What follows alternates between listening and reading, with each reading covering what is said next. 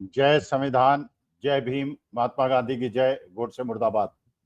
देखिए, एक बहुत विचारणीय प्रश्न है जिसकी तरफ मैं आपका ध्यान आकर्षित करना चाहता हूं। आपने नोट किया होगा कि जब जब भारतीय जनता पार्टी ने या आरएसएस ने या कुछ नेताओं ने संविधान में संशोधन की बात की है तो भारतीय जनता पार्टी को नुकसान हुआ है। लेकिन बिहार चुनाव के पहले मोहन भागवत जी ने संविधान संशोधन की बात की थी और उसमें भारतीय जनता पार्टी को नुकसान हुआ था।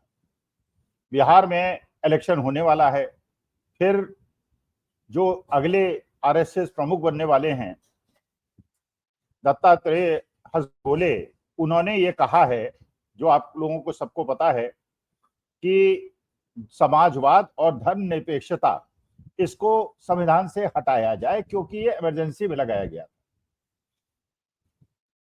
और कुछ भारतीय जनता पार्टी के नेताओं ने भी इसके समर्थन में बात की है, जैसे शिवराज सिंह चौहान ने बात की है। लेकिन जो भारतीय जनता पार्टी की गुजरात लॉबी है उसकी तरफ से ऐसी कोई बात नहीं आई। इसका मतलब यह है कि जो गुजरात लॉबी की समर्थक लोग हैं वो ये नहीं चाहते कि संविधान के अंदर जो ये संशोधन है और जो इंदिरा जी ने इमरजेंसी पीरियड में इंसर्ट किया था उसको हटाया जाए। और ये कारण और भी स्पष्ट होता है कि जो भारतीय जनता पार्टी का खुद का संविधान है उसके अंदर समाजवाद और धर्मनिरपेक्षता इंक्लूडेड है। अब आखिर प्रश्न ये उठता है कि आरएसएस और आरएसएस के समर्थक और मोदी जी के विरोधी भारतीय जनता पार्टी के अंदर इस बात को क्यों उठा रहे हैं, जबकि उनको पता है कि भारतीय जनता पार्टी को इससे नुकसान होगा। देखिए, इस बात को समझने की बहुत ज्यादा आवश्यकता है।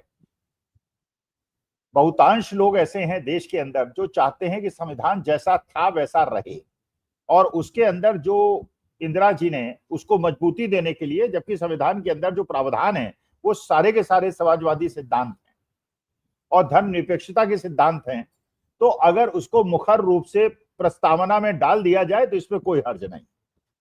और आपको ये भी पता है कि उसके बाद अटल जी की भी सरकार रही 6 साल, उन्होंने भी संशोधन करने की बात नहीं सोची। और मोदी जी की भी 11 साल की सरकार हो गई, उन्होंने भी संशोधन करने की बात नहीं सोची, क्योंकि एक मतैक्य बन गया था कि जो चीज संविधान के अंदर है उसको प्रस्तावना में डालने से क्या हर्ज है। लेकिन ये दत्तात्रेय हसबोले ने क्यों उठाया और ये शिवराज सिंह चौहान ने क्यों उठाया, इसको समझने के लिए देखिए एक चीज और आवश्यक है, ये समझा जाए कि गुरु रैदास और तुलसीदास, इनके बीच के जो विचार हैं उनको स्पष्टता से समझा जाए। देखिए, रैदास ने यह कहा था कि ब्राह्मण मत पूजिए जो होवे गुणहीन, पूजिए चरण चंडाल के जो होए गुण प्रवीण। मतलब रैदास ये कहना चाह रहे थे कि जात के हिसाब से नहीं, वर्ण के हिसाब से नहीं, बल्कि ज्ञान के हिसाब से किसी का आदर करना चाहिए और उसको अपना गुरु बनाना चाहिए। ये गुरु रैदास का कहना था। और तुलसीदास जी का क्या कहना था? तुलसीदास जी का कहना था कि पूजहि विप्र सकल गुणहीना, शूद्र न पूजहु वेद प्रवीणा। इसका मतलब यह है कि तुलसीदास ये चाहते थे कि अगर ब्राह्मण गुण विहीन भी हो तो उसका सम्मान होना चाहिए, और अगर शूद्र वेद शास्त्रों का ज्ञाता हो तो भी उसका सम्मान नहीं होना चाहिए। देखिए, विरोधाभास चीजें हैं। इसका मतलब यह है कि जो तुलसीदास ने कहा और जो रैदास ने कहा वो बिल्कुल एक दूसरे के अपोजिट है। राष्ट्रहित में क्या होना चाहिए? तुलसीदास जी ने एक बात और कही थी जो बाद में उसका स्पष्टीकरण भारतीय जनता पार्टी के बहुत सारे लोगों ने दिया। उन्होंने कहा था, शूद्र गंवार पशु नारी ये सब ताड़न के अधिकारी। खैर, उसका स्पष्टीकरण दिया, ताड़ने का मतलब ये होता है, ताड़न का मतलब ये होता है। लेकिन इसका मतलब ये है उस समय गोस्वामी तुलसीदास जी के समय इस प्रकार की वर्ण व्यवस्था थी जिसके अंदर पशु को, शूद्र को और नारी को एक समान समझा जाता था। ये बात बहुत पुरानी है। लेकिन आज के परिप्रेक्ष्य में जहां पूरे विश्व के अंदर वर्ण विभेद, जाति विभेद और रंग विभेद के खिलाफ बड़े बड़े आंदोलन खड़े हुए हैं, और कई देशों की सत्ता बदल गई है, वहां पर 300 साल 250 साल पहले की जो मानना थी उसको स्थापित करना और मनुस्मृति के एक रूप को संविधान को देना। पता ही है आपको, जब देश आजाद हुआ था उसके पहले बहुत सारे ऐसे लोग थे जो संविधान की व्यवस्था के विरोधी थे, और जब संविधान बना और बाबा साहब भीमराव अम्बेडकर ने और संविधान सभा ने उसको बनाया, तो एक बहुत बड़ा वर्ग ऐसा था जो कि मनुस्मृति को लागू करना चाहता था और ये कहता था कि इसमें भारतीयता नाम की कोई चीज नहीं है संविधान के अंदर, इसलिए ये हमारे इथॉस के खिलाफ नहीं है और इसका विरोध होना चाहिए। तो सवाल यह है कि क्या राष्ट्र हित में संविधान बेहतर है देश के लिए, या उसमें संशोधन बेटर है और उसे मनुस्मृति के रूप में ले जाना, जो कुछ लोगों का मकसद था, वो बेहतर है। महात्मा गांधी ने एक बात कही थी, महात्मा गांधी ने कहा था कि जो भी सत्ता में बैठे हुए लोग हैं, अगर वो कोई भी निर्णय ले तो ये सोचें सबसे पहले कि निर्णय लेते समय इसका जो प्रभाव पुअरेस्ट ऑफ द पुअर पे पड़ेगा क्या होगा। उसी प्रकार से राष्ट्र हित में हम सबको ये सोचना चाहिए कि जो भी निर्णय लिया जाए वो राष्ट्र हित में हो, चाहे उसके लिए हमें कुछ कॉम्प्रोमाइज करना पड़े। अब जब जागृति हो गई है और देश के अंदर वो स्थिति नहीं है जो 300 साल पहले थी, और जो ओबीसीज हैं, दलित हैं, अल्पसंख्यक हैं, उनके अंदर जागृति हो गई है, अपने अधिकारों के प्रति वो सजग हो गए हैं, तो ऐसे समय में वो गोस्वामी तुलसीदास वाली बात कि ब्राह्मणों को चाहे वो गुणहीन हो उनको सम्मान मिलना चाहिए, और शूद्र अगर गुणवान भी हो तो उससे सम्मान नहीं मिलना चाहिए, क्या ये चीज राष्ट्र हित में होगी? क्या इससे रेश जो है वो, मेरे ख्याल से जो संविधान के अंदर ये सबको समान अधिकार दिए गए थे और रिजर्वेशन दिया गया था, इसका मुख्य कारण ये था कि बाबा साहब भीमराव अम्बेडकर और संविधान सभा के लोग ये जानते थे कि अगर एक देश के बड़े वर्ग जिनकी जनसंख्या 24-25% है और जिनको अधिकार नहीं मिले हैं, अगर उनको अधिकार नहीं दिए गए और ये नहीं दिखाया गया कि हम आपको अधिकार देने के लिए इच्छुक हैं, तो देश की एकता अखंडता पे खतरा पैदा हो जाएगा।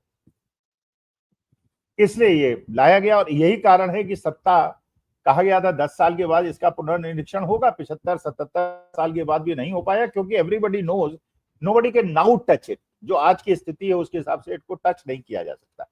लेकिन जो मूल विषय था जिसपे हम बात कर रहे थे कि आरएसएस संशोधन की बात कर रही है, शिवराज सिंह चौहान जो कि कुपित हैं, मानी बात है कुपित है, क्योंकि जो मध्य प्रदेश का चुनाव भारतीय जनता पार्टी ने जीता था वो शिवराज सिंह चौहान के कंधे पे जीता था, लाडली बहन योजना की वजह से जीता था, और उनको मुख्यमंत्री नहीं बनाया गया, और दिल्ली दरबार में वो भी बाकी मंत्रियों की तरह हाजिरी लगा रहे हैं। आरएसएस की मंशा क्या है? आरएसएस की मंशा क्या ये है, क्योंकि एक और चीज आपने दर्शन देखा होगा कि बीजेपी के प्रेसिडेंट का चुनाव नहीं हो पा रहा है, और ये बार बार कहा जा रहा है इस महीने तक हो जाएगा, ये हो जाएगा, वो हो जाएगा, लेकिन आरएसएस और भारतीय जनता पार्टी की गुजरात लॉबी के बीच में एक संघर्ष चल रहा है जिसमें प्रेसिडेंट चुनाव जाना बहुत मुश्किल हो रहा है। वो अपने नाम बता रहे हैं, ये अपने नाम बता रहे हैं, और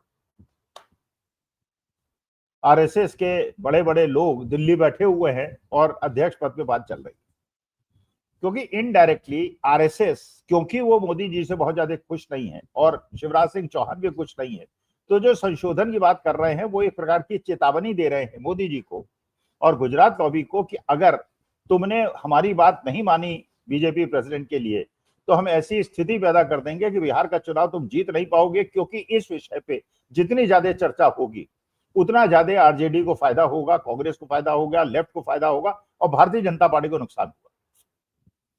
और अगर कंप्रोमाइज कर लेते हो और ये मान लेते हो कि बीजेपी की लीडरशिप और प्रधानमंत्री की लीडरशिप, जो आरएसएस के सबसे खासम खास आदमी है नागपुर स्थित नितिन गडकरी साहब को प्रधानमंत्री बनाना, और भारतीय जनता पार्टी का अध्यक्ष भी किसी विप्र को बनाना जो गोस्वामी तुलसीदास आरएसएस की विचारधारा के अनुसार है, क्योंकि इस संविधान के अनुरूप ही माननीय मोदी जी आज देश के प्रधानमंत्री हैं। माननीय मोदी जी, ठीक है, जब 2002 के पहले उनकी जो कास्ट थी वो अपर कास्ट थी। जो घाची कास्ट होती है, मोदी जी जिसको बिलोंग करते हैं, वो अपर कास्ट थी। लेकिन जब वो चीफ मिनिस्टर बने तो उन्होंने उसको ओबीसी में डलवा दिया। उनका बस चलता तो दलित में डलवा देते, आदिवासी में डलवा देते, जिससे एक बड़े वोट बैंक पे वो अपना अधिकार कर सकते। लेकिन अब वो ओबीसी हो गए, वो सवर्ण तो रहे नहीं। तो अगर संविधान में संशोधन हो जाए और इसे मनुस्मृति का रूप दे दिया जाए, तो आज के तारीख में जो पूरी व्यवस्था है, जिसमें एक राष्ट्रपति, एक आदिवासी आदरणीय महिलाएं, उपराष्ट्रपति भी जाट समुदाय से आते हैं और प्राइम मिनिस्टर भी ओबीसी समुदाय से आते हैं आज के तारीख में, तो फिर वो संविधान ही के अनुरूप हो रहा है। संविधान के अनुरूप ही इन लोगों को स्थान मिल रहा है। लेकिन अगर मनुस्मृति जैसी कोई व्यवस्था कायम हो गई तो यहाँ पे इन लोगों के लिए फिर उसी प्रकार से जैसे आरएसएस में जब से उसका सृजन हुआ है आज तक जितने भी आरएसएस प्रमुख हुए हैं, या तो ब्राह्मण हुए हैं या राजपूत हुए हैं, किसी ओबीसी दलित को स्थान नहीं मिला है। वही परिस्थिति देश के राष्ट्रपति और प्रधानमंत्री की होगी। और मोदी जी को लगता है, गुजरात कवि को ये लगता है, ये स्थिति उनके अनुकूल नहीं होगी, इसलिए वो चुप है। और क्योंकि उन्हें बिहार इलेक्शन में वो जानते हैं कि अगर मुद्दे को बहुत ज्यादा उछाला गया तो इससे वही स्थिति बन जाएगी जो एक बार पहले बन चुकी है जब मोहन भागवत ने बात की थी। तो यही एक संघर्ष है मनुस्मृति और संविधान के बीच का। लेकिन राष्ट्रहित में ये आवश्यक है और ये आप सब लोग महसूस कर रहे होंगे, चाहे आप किसी वर्ण को बिलोंग करते हो, किसी रिलीजन को बिलोंग करते हो, किसी कास्ट को बिलोंग करते हो, कि हमारे देश की जो व्यवस्था है वो इतनी सुदृढ़ और इतनी एकता अखंडता इसीलिए कायम रही है, इतने ज्यादा भेदों के बावजूद, डाइवर्सिटी के बावजूद, उसका मुख्य कारण संविधान है। और ये आरएसएस का और बीजेपी गुजरात कवि का जो संघर्ष है, ये देखिए क्या रूप लेता है। लेकिन समय बताएगा कि मनुस्मृति की लॉबी जीतेगी या संविधान की लॉबी जीतेगी। अपोजिशन पूरी तरह से संविधान के साथ खड़ा है, जैसे 2024 के लोकसभा चुनाव के पहले खड़ा था। चलिए देखते हैं क्या होता है। नमस्कार, धन्यवाद और प्रणाम।